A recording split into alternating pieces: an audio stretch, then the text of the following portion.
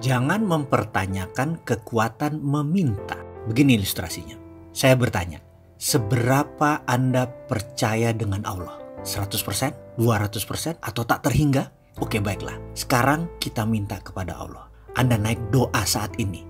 Ya, saat ini juga hentikan nonton video ini dan berkata, ya Allah, saya ingin akhir bulan ini mempunyai uang 1 miliar masuk di rekening saya. Katakan kalimat itu berulang-ulang. Lalu diam sejenak sambil Anda merenung kalimat tadi. Pada saat hening, tahu-tahu di benak Anda berkata, dari mana uang 1 miliar? Kamu kan hanya pegawai negeri. Atau bagaimana dapat 1 miliar? Kamu kan cuma ibu rumah tangga. Atau bagaimana dapat 1 miliar? Kamu kan hanya anak sekolah. Lalu mendadak kalimat tadi mendominasi pikiran, lalu pikiran mulai menyeletuk. Ya juga ya, dari mana ya? Kayaknya nggak mungkin deh. Kalau itu terjadi, selesai sudah. Kalimat itu ada dalam hukum alam yang namanya canceling our own pray. Meng-cancel doa kita sendiri. Kita sendiri yang meragukan diri kita sendiri. Kita sendiri yang meragukan Allah. Bisakah Anda percaya 100% bahwa hal itu akan terjadi? Bisa terjadi dan pasti terjadi. Bisakah Anda tidak cancel doa itu? Tidak ada keraguan sedikit pun bahwa itu bisa terjadi. Pertanyaannya, bisakah? Ini adalah permainan keyakinan. Ini adalah permainan ketakwaan. Inilah seni bertuhan. Inilah nikmatnya menjadi hamba Allah. Ketika keyakinan itu utuh, bulat, rapih, dan tekun, semua terjadi. Lalu ada lagi rahasia lain. Ada. Yaitu kita harus mengimplan bahwa saya kaya dan sudah kaya. Bukan akan kaya, tetapi sudah kaya. Memberi adalah kunci pertama. Selain memberi keluar, kita harus memberi ke dalam. Apa itu memberi ke dalam? Saya mulai menjadi manusia materialis.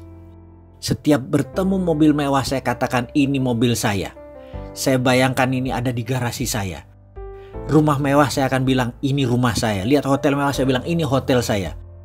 Kemudian saya putuskan untuk berangkat berdua bersama istri untuk menikmati apa yang orang kaya lakukan. Dengan 100% uang di tangan saya buang semua. Karena saya tahu pasti baliknya utuh dan bertambah.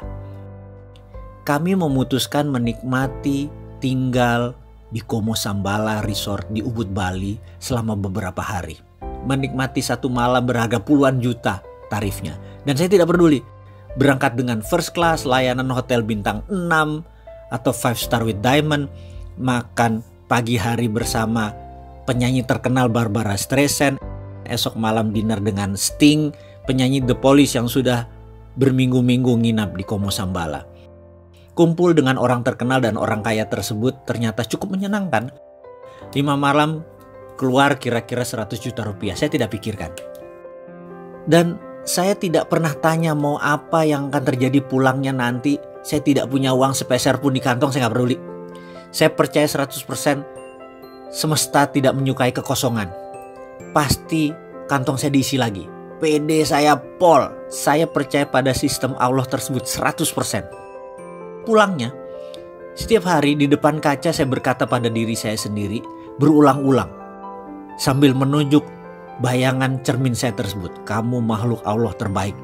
Ribuan kali saya ucapkan sambil tersenyum dan terus pumping semangat, menyemangati diri sendiri. Tak lupa setelah melakukan sholat fardu, di ujungnya saya selalu ngayal dengan meresapi nikmatnya tinggal di hotel bintang 5 resort, naik kapal first class, dan seluruh kemewahan duniawi. Dan saya tidak cancel apapun. Nikmati saja karena semua sudah terjadi dan saya yang punya itu semua. Receh di kantong dan setiap saat tangan di atas. Itu yang saya lakukan setiap hari. Dan apa yang terjadi? Ketika Kamisan di bulan berikutnya, pertemuan bulanan tersebut, yang biasanya ada 5-7 orang, ternyata waktu itu 20 orang atau 30 orang hadir semua. Semua yang hadir adalah kenalan saya yang sudah lebih dari 15 tahun. Desimal rekeningnya ada yang 11, ada yang 12. Saya hari itu enteng sekali. Saya hari itu kocaknya setengah mampus. Padahal saya bukan clown. Saya bukan komedian.